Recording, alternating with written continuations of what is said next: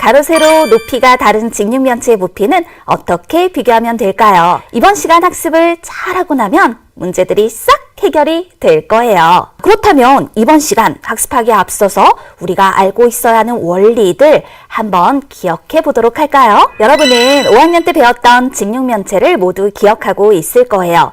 그런데 그 직육면체는 사실 1학년 때에도 그 모양을 만나 보았었죠. 그래서 그 흐름을 한번 쭉 살펴보도록 하겠습니다. 여러 가지 모양이다 라고 하는 거, 우리 이것을 1학년 때 배운 기억이 나나요? 이때 이 여러 가지 모양 중에서는요, 우리가 알고 있는 바로 이와 같은 모양, 우리는 이것을 상자 모양이다라고 약속을 하기도 했었죠.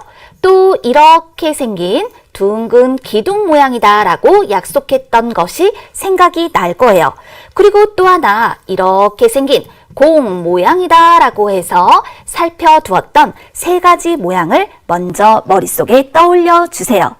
1학년 때 배웠던 이런 다양한 입체 도형 중에서 우리는 특별히 이 모양을 골라내서 다시 학습을 하게 되었는데요. 이것이 5학년 과정 중에 있었다라는 거죠. 5학년에서 우리는 이와 같은 모양을 딱 꼬집어 직육면체라고 표현을 했었단 말입니다. 바로 이와 같이 생긴 입체 도형을 말하는 것이죠. 그런데 이 직육면체를 보니까 어때요? 직사각형인 면 6개로 둘러싸인 입체 도형이다 라는 것을 알 수가 있잖아요. 바로 우리는 이번 시간 이렇게 생긴 이 직육면체의 부피를 학습해 보려고 하는 겁니다. 그런데 부피라고 하는 이 개념은 무엇이냐면요. 부피는 어떤 물체가 이 공간 속에서 차지하는 양을 말하는 거예요. 그렇기 때문에 우리는 부피를 표현할 때 부피가 크다, 부피가 작다라는 말을 사용할 수 있게 되는 것이죠. 자, 요거를 우리 집중적으로 학습을 해보도록 하자고요. 그 다음에 이 5학년 때 배웠던 것이 6학년으로 쭉 연장이 됩니다. 바로 각기둥과 각불이라고 하는 개념에서 다시 이 직육면체가 등장을 하게 되는데요. 직육면체는요, 커다란 의미로 보았을 때 각기둥 중에 하나입니다. 각기둥은 이 밑면의 모양에 따라서 이름을 붙이게 되는 건데요. 이 직육면체는 밑면의 모양이 사각형이기 때문에 사각기둥이라고 표현을 할 수가 있었던 거죠. 이렇게 우리는 1학년부터 6학년까지 학습의 흐름을 쫓아서 바로 이 직육면체의 부피와 건널비까지 학습을 하게 되는 건데요. 이 내용이 여기서 끝나지 않고요. 중학기에 올라가면 또다시 여러분들이 다양한 입체 도형의 부피와 건널비를 접하게 되거든요. 그러니까 이번 시간의 학습이 매우 중요하겠네요. 이렇게 기본적인 원리들의 흐름을 살펴두고 본학습 시작해 볼게요. 직육면체의 부피를 비교해 보도록 하겠습니다. 그럼 부피라고 하는 건 앞서 말해서 우리가 부피가 크다, 작다, 이와 같이 표현을 할 수 있다라고 했는데요. 그렇다면 상자를 직접 맞대어 부피를 비교해 보도록 할까요? 여기 중요한 말이 나왔어요. 직접 맞대어 부피를 비교한다. 그런데 모든 경우 직접 맞대어 부피를 비교할 수 있는 건 아닙니다. 그렇다면 어떤 경우에 직접 맞대어 부피를 비교할 수 있을까? 여기 상자가 주어져 있죠. 3개의 상자가 있는데요. 이 3개의 상자가 모두 직육면체 모양이란 말입니다. 그렇다면 이때 가로, 세로, 높이가 각각 주어져 있잖아요. 우리는 가로, 세로, 높이 중에서 두 종류 이상의 길이가 같으면 직접 맞대어 부피를 비교할 수 있다라고 얘기를 해요. 그러니까 가하고 나를 비교해 본다. 이때 한번 볼까요? 가하고 나를 비교하고자 할 때 지금 세로하고 높이가 같죠. 그러니까 가로가 길수록 그 부피가 더 크다. 따라서 가의 부피가 나의 부피보다 더 큽니다 라고 말할 수 있는 겁니다. 그렇다면 이번에는요, 또 다른 것을 한번 살펴보도록 할게요. 여기서 지금 나하고 다를 한번 살펴보도록 할까요? 여기 보니까 4cm, 5cm, 4cm, 5cm. 자, 그 다음에 여기 달은 하나가 보이죠? 2cm와 다른 하나가 보일 겁니다. 뭐 여기 있는 4cm도 좋고요. 여기 있는 4cm를 비교해 주어도 좋아요. 그렇다면 이럴 때에는요. 그래요. 두 종류 이상의 길이가 같고요. 한 종류의 길이가 다르기 때문에 이럴 때 나하고 다를 비교해 주게 된다면 자, 여기 5가 있고요. 그 다음에 이렇게 4cm짜리가 있었잖아요. 요거 찾으세요. 그 다음에 여기서도요. 5cm, 4cm를 요렇게 찾아주세요. 남는 한 개 한 개 그 길이를 비교해 보았을 때 4cm가 더 길기 때문에 나의 부피보다는 다의 부피가 더 큰 것입니다. 라고 표현을 할 수가 있게 됩니다. 이렇게 가로, 세로, 높이 중에서 어쨌든 세 종류 중에 두 종류 이상의 길이가 같을 때에는 상자를 직접 맞대어 부피를 비교할 수 있구나 라는 걸 알 수 있게 되네요. 자, 그럼 이번엔 밑에 놓인 면의 넓이가 같은 경우를 확인해 보도록 할까요? 세 개의 직육면체가 있어요. 그런데 밑에 놓인 면의 넓이가 모두 같습니다. 이럴 때 직육면체의 부피는 어떻게 비교할 수 있을까요? 높이가 높을수록 그 부피가 크다라고 말할 수 있는 거예요. 그러니까 높이가 가장 높은 나의 경우에 직육면체의 부피가 가장 크다라고 말할 수 있는 거죠. 밑에 놓인 면의 넓이가 같으면 높이를 비교해 주는 것이더라. 이렇게 직육면체의 부피를 비교하는 방법을 확인해 보았습니다. 자, 또 상자에 담은 쌓기나무와 벽돌로 부피를 비교한다. 그럼 이건 뭘 말하는 걸까요? 앞서 비교했던 방법과는 조금 차이가 있어요. 직접 맞대어 비교할 수 없는 경우를 말하는 거예요. 그럼 그럴 때는 어떻게 할 것인가? 상자에 담은 쌓기나무와 벽돌로 부피를 비교해 볼 건데 가와 나의 경우를 살펴보도록 하자고요. 그렇다면 가 같은 경우에는 상자에 쌓기나무를 몇 개 담았을까요? 가로로 2개, 세로로 3개, 높이로 3층, 2, 3은 6, 6, 3, 18, 그러니까 18개. 나의 경우에는 쌓기나무를 몇 개 담았을까요? 가로로 2개, 세로로 4개, 높이로 2층, 따라서 2, 4, 8, 8, 2, 16, 16개. 그렇다면 당연히 쌓기나무를 더 많이 담은 상자의 부피가 크다라고 말할 수 있겠죠. 따라서 이럴 때 가의 부피가 나의 부피보다 더 크다라고 말할 수 있는 거예요. 그러면 어떤 특징인가요? 상자에 담은 쌓기나무의 모양과 크기가 같지요. 이럴 때는 담은 쌓기나무의 개수가 많을수록 그 상자의 부피가 더 크다라고 얘기를 하면 된다. 그런데 지금 가하고 다를 비교하거나 나하고 다를 비교하기는 어렵습니다. 왜냐면요. 이 쌓기나무와 벽돌을 놓고 보았을 때 그 모양과 크기가 다르기 때문이죠. 그러니까 이런 식으로 쌓기나무나 벽돌과 같이 이런 것들을 우리가 단위 부피라고 하는데요. 단위 부피가 다른 것들을 가지고는 비교하기가 어렵다. 단위 부피가 같은 것들을 이용하면 비교를 할 수 있다. 이렇게 구분을 해두면 되겠어요. 자, 이제 우리 쌓기나무를 사용해서 부피를 비교하는 방법도 다시 한번 정리하여 확인해 볼게요. 방금 얘기했다시피 쌓기나무를 사용해서 직육면체를 만들었다. 그렇다면 이런 경우 사용한 쌓기나무의 개수가 많을수록 그 부피가 더 크다라고 얘기를 해야 해요. 가의 경우는 가로로 5개, 세로로 3개, 높이로 2층, 따라서 5, 3, 15, 여기다가 2를 곱하니까 30, 30개를 사용하여 만들어준 직육면체이고 나의 경우는 가로로 4개, 세로로 2개, 높이로 4층, 4, 2, 8, 8, 4, 32, 32개를 사용해서 만들어 주었기 때문에 사용한 쌓기나무의 개수가 많으면 그 부피가 더 크다. 나의 부피가 더 큰 것으로 표현해주면 되는 거예요. 자, 이제 우리 배웠던 내용을 다시 한번 문제를 통해서 확인해 볼까요? 두 직육면체의 부피를 비교하려고 해요. 물음에 답하세요 라고 얘기를 했습니다. 부피를 비교한 방법을 한번 써보자 라고 얘기를 했거든요. 그럼 두 직육면체의 가로, 세로 높이를 볼게요. 가로는 달라요. 그리고 세로가 같고요. 높이도 같습니다. 이럴 때 부피를 비교한 방법이라고 했으니까요. 우리는 나의 부피가 더 크다라고 얘기를 할 거예요. 왜냐? 그 이유를 써볼까요? 세로와 누가 높이가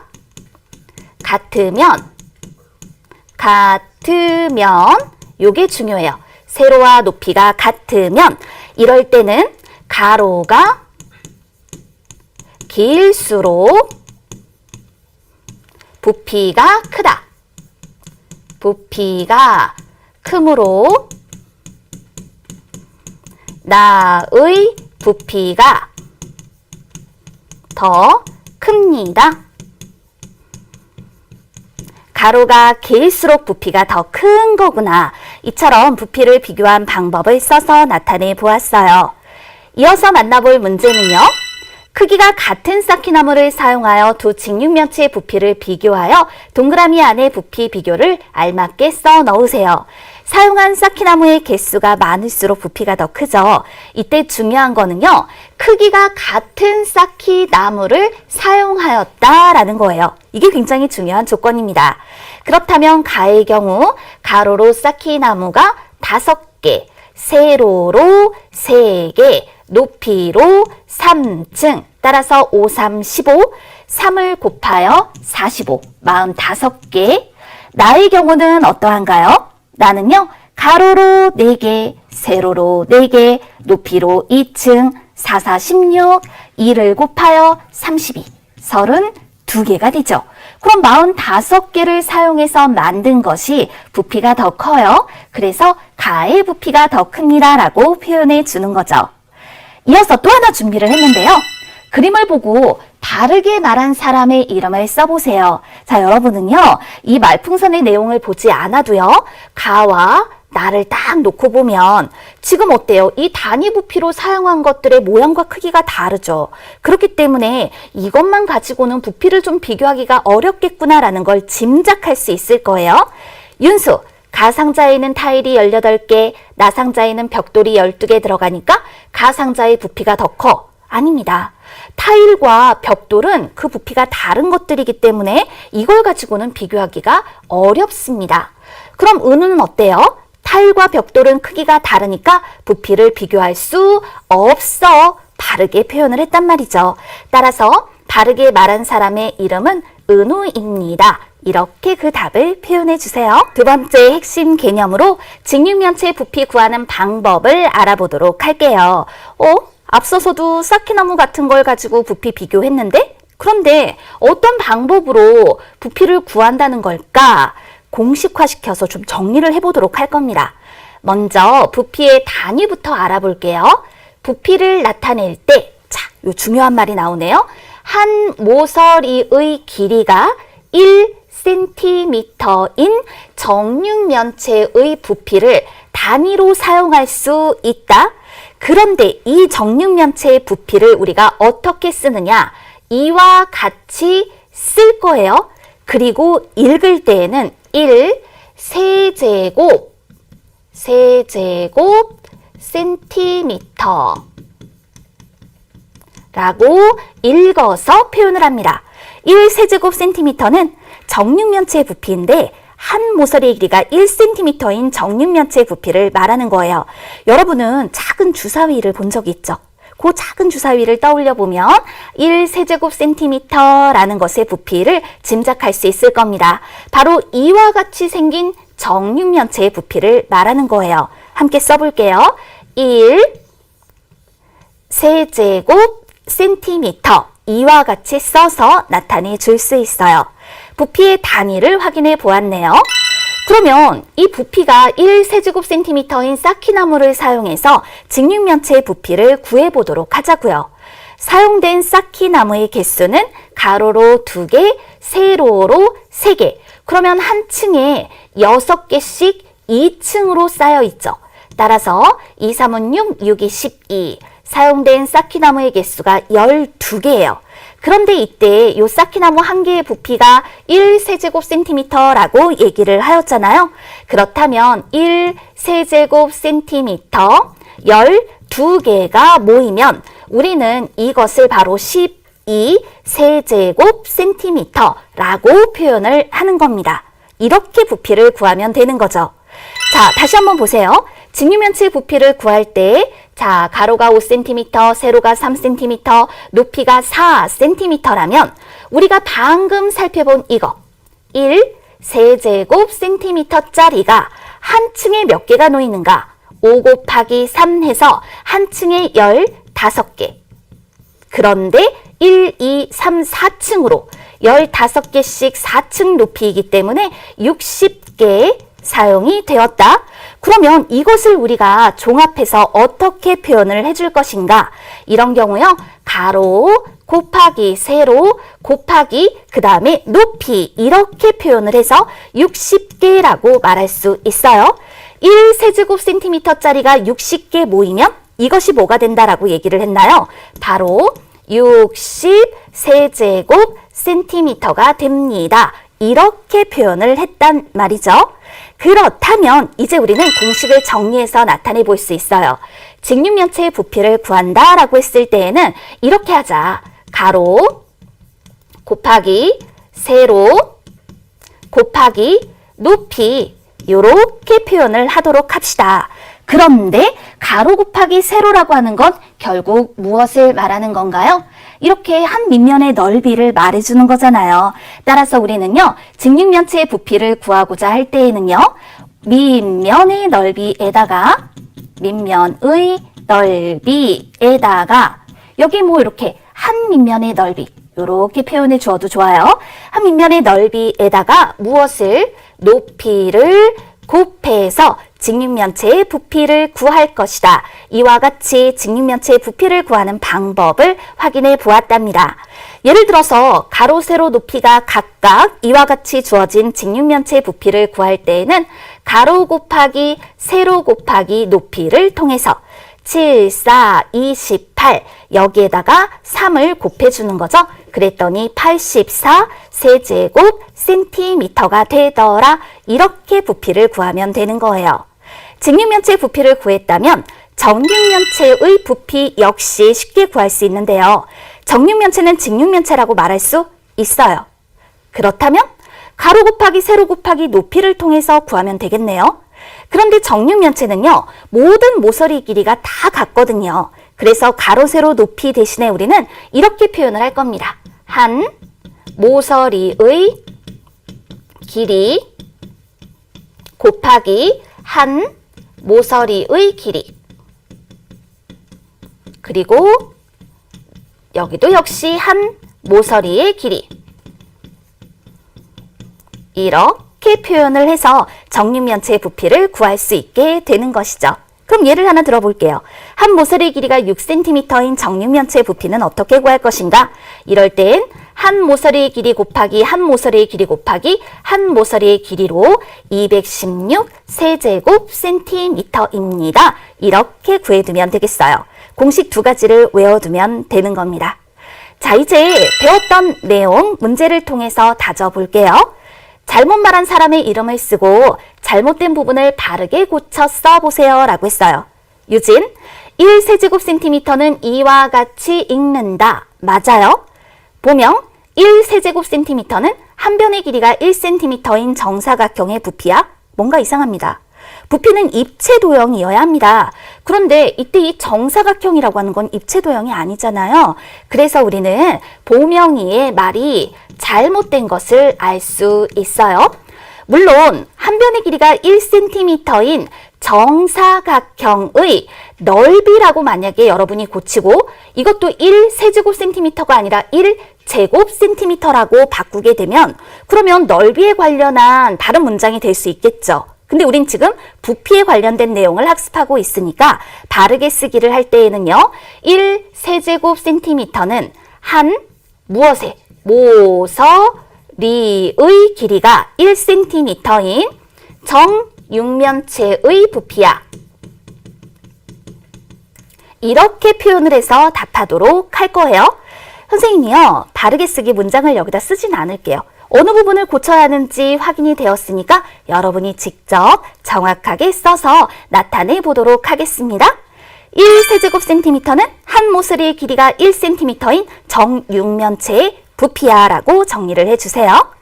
그러면 이번엔 정육면체의 한 면의 모양이 다음과 같습니다. 이 정육면체의 부피는 몇 세제곱 센티미터인가요?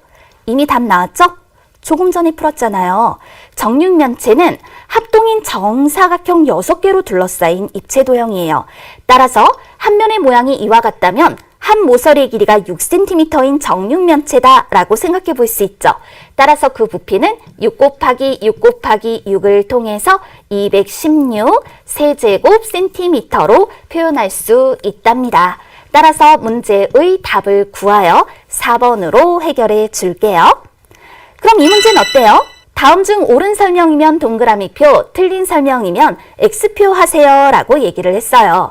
자, 어떤 직육면체가 있네요. 가로, 세로, 높이가 각각 1, 1, 1로 표현이 되었다. 그런데 이때 1번을 한번 볼까요? 가로가 2배, 3배가 되면 가로, 세로, 높이라고 했을 때 2배가 되고 3배가 된다. 이럴 때 다른 것들은 변함이 없어요. 그러면 이런 경우에 부피를 한번 구해 볼까요? 자, 이렇게 2가 되고요.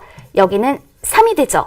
그럼 그 부피가 1이었던 것이 2가 되고 1이었던 것이 3이 된다라는 건 가로가 2배, 3배가 되면 직육면체의 부피도 2배, 3배가 된다라는 걸 말해주는 거죠. 따라서 옳은 설명. 가로와 세로가 각각 2배가 되면 직육면체의 부피는 2배가 될까요? 그러면 이 두 번째도 확인해 볼게요. 2가 되고 2가 되고 높이는 변함이 없다. 그럼 이렇게 4가 되는 거니까 어때요? 2배가 아니라 이건 4배가 되었어야 합니다. 따라서 X, 높이가 3배가 되면 직육면체 부피도 3배가 됩니다. 확인해 볼까요? 그렇다면 1, 1, 높이만 3이 되는 거예요. 그럼 그 부피가 3이 되겠죠. 그렇다면 3은 1의 3배 맞습니다. 이렇게 예를 들어 확인해 주어서 옳은 것, 틀린 것 설명을 구분해서 답해 주세요. 세 번째 개념입니다. 또 다른 부피를 알아보도록 할게요. 자, 이와 같은 부피의 단위. 이거는요, 한 모서리의 길이가 1m인 정육면체의 부피를 말하는 거예요. 이 정육면체의 부피를 이와 같이 씁니다. 그런데 어떻게 읽을까요? 1 세제곱 미터라고 이렇게 읽어 나타냅니다. 여기 보니까 한 모서리 길이가 1m인 정육면체가 주어져 있죠. 바로 이와 같은 정육면체의 부피를 써서 표현을 할 때 이렇게 쓰는 거예요. 1 세제곱 미터라고요. 그런데 이 옆에 있는 그림은 무엇을 말하는 걸까요? 이걸 조금 더 자세히 들여다보도록 하겠습니다. 여기 보니까 한 모서리 길이가 1m. 그런데 이 1m라고 하는 건 100cm와 같잖아요. 그렇다면 이 정육면체의 요 가로에다가는요. 자, 1 세제곱 센티미터짜리를 몇 개? 100개를 놓을 수 있겠죠. 그러면 세로에다가도 100개, 높이로는 100층만큼을 쌓을 수 있을 거예요. 따라서 이 안에 1 세제곱 센티미터짜리는 100 곱하기 100 곱하기 100 따라서 100만 개를 쌓을 수 있구나. 1 세제곱 센티미터짜리가 100만 개 보이면 100만 세제곱 센티미터가 되지요. 따라서 1 세제곱미터는 100만 세제곱 센티미터와 같다라고 말할 수 있어요. 이 그림이 의미하는 바를 확인해 보았답니다. 자, 그러면 두 직육면체의 부피를 한번 비교해 보도록 할게요. 가의 경우요. 지금 그 단위가 가로, 세로, 높이 센티미터로 표현이 되어 있죠. 이걸 미터로 좀 바꿔볼까요? 그랬더니 4m, 3m, 1.5m. 그럼 4 곱하기 3 곱하기 1.5 요것을 계산해 주면 되는 것이죠. 그랬더니 18 세제곱미터가 되었어요.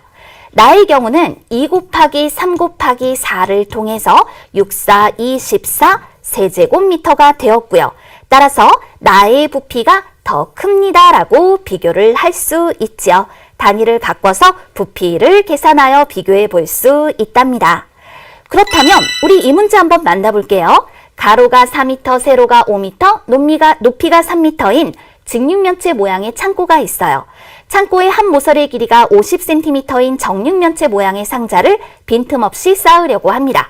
정육면체 모양의 상자를 모두 몇 개 쌓을 수 있나요? 그렇다면 1m에는요. 자, 이렇게 생긴 것을 몇 개? 2개를 놓을 수가 있는 거잖아요. 그럼 가로가 4m니까 2 곱하기 4 해서 8개, 세로는 2 곱하기 5를 해서 10개, 높이로는 2 곱하기 3을 해서 6개. 따라서 8 곱하기 10 곱하기 6은 480이므로 480개를 쌓을 수 있겠네요. 이런 방법으로 문제를 해결해 보았습니다.